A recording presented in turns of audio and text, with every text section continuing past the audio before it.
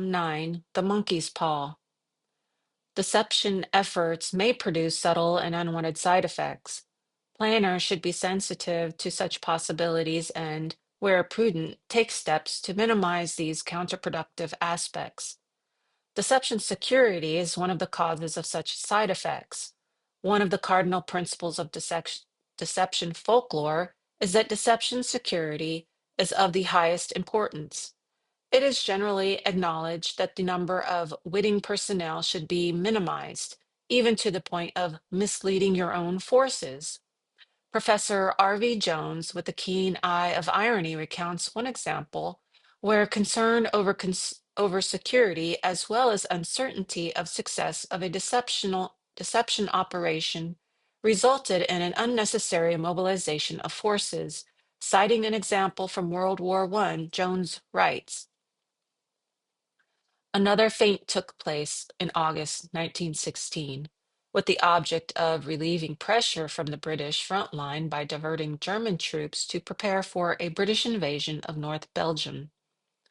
Hall built up the intelligence picture for the Germans by providing clues that would lead them step by step to the desired conclusion. Besides carefully spread rumors, Hall arranged for signals to be sent to ships in the bogus code instructing them for their task in conveying the invasion of fleet in the groups starting from Harwich, Dover, and the mouth of the Thames, where a fleet of monitors and tugs was being concentrated.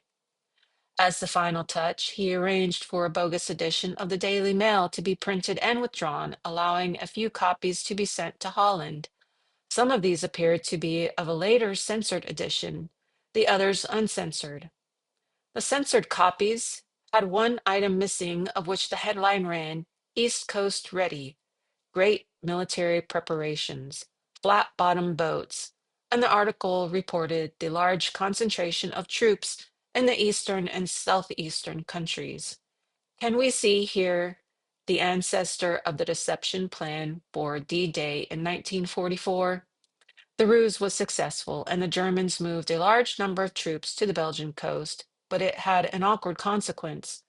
British agents began to report German troop movements, and our authorities who were unaware of Hall's efforts concluded that the Germans must be intending an invasion of England, giving rise to the worst scare in Britain in World War I. Hall would not be absolutely certain that his efforts were the only cause of the German movements, and so he had to watch in silence. Another example of a possible unwanted side effect of a deception operation occurred fairly frequently in World War II. As Cruikshank notes, when the propagandist implemented a deception plan, they had to steer a difficult middle course between convincing the Germans that an Allied attack was imminent and encouraging resistant groups to go into action in support of an attack that would never materialize, who would then find themselves exposed in the full weight of German reprisals. In any case, it was bad for morale if hopes of liberation were raised by the voice of London, only to be dashed. But in France, PWE had already cried wolf twice, and there was a real danger that French resistance would cease to believe anything London said. Fortunately, this problem was anticipated and elegantly countered. In connection with the otherwise unsuccessful Operation Starkey, for instance, the BBC broadcast a subtle message. Be careful of German provocation. We have learned that the Germans are circulating inspired rumors that we are concentrating armies on our coast with intentions of invading the continent. Take no notice, as these provocations are intended to create among you manifestations and disorders which the Germans will use as an excuse for repressive measures against you. Be disciplined, use discretion, and maintain order, for when the time comes for action, you will be advised in advance. Thus leaving it to the Germans to decide the significance of the message and the possibility it might be a clever ruse while ensuring that the resistant leaders had no basis for action, whatever inference they drew vis-a-vis the imminence of invasion. Another example of the monkey's paw phenomenon concerns the unanticipated consequences of an otherwise successful German use of decoy V2 sites, as recounted by Jones. Here, the Germans, perhaps following their experience of our bombing of their V1 sites, thought to decoy us with spoof sites for their V2 rockets. Actually, we had a very incomplete picture of their rocket organization in France until we landed on D-Day and afterwards captured a map showing the deployment of the rocket organization west of the Seine.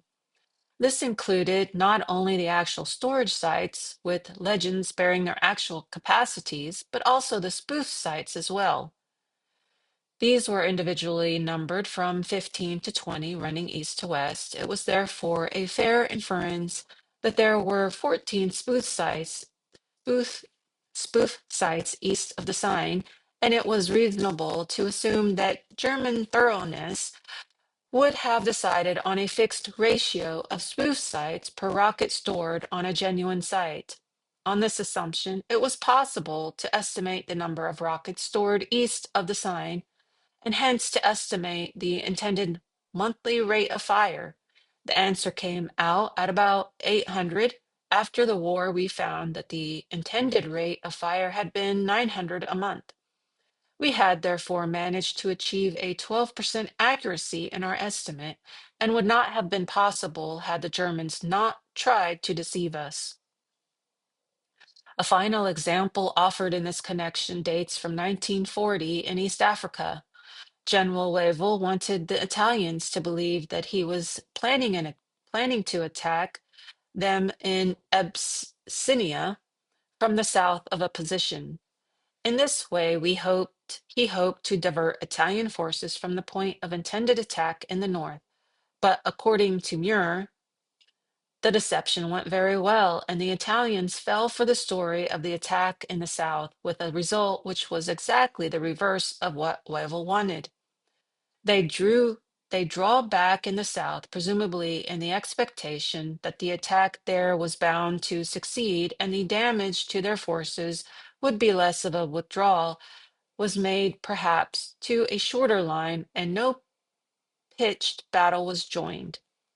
At the same time, they sent what they could spare to reinforce the northern flank where they did not expect an attack, but which was the true British objective. The valuable lesson learned was that the deception plan must be based on what you want the enemy to do, never on what you want him to think. Next time, also in Abyssinia, Dudley arranged for the Italians to find out exactly where the British attack was to be made, and this ensured that there was no opposition. The point to be drawn from the foregoing examples is that there may be subtle costs to a deception which should enter into the deceiver's cost-benefit calculus. It is unrealistic to expect that all of these possibilities can be foreseen ab initio. Nevertheless, a sensitivity to such possibilities is desirable.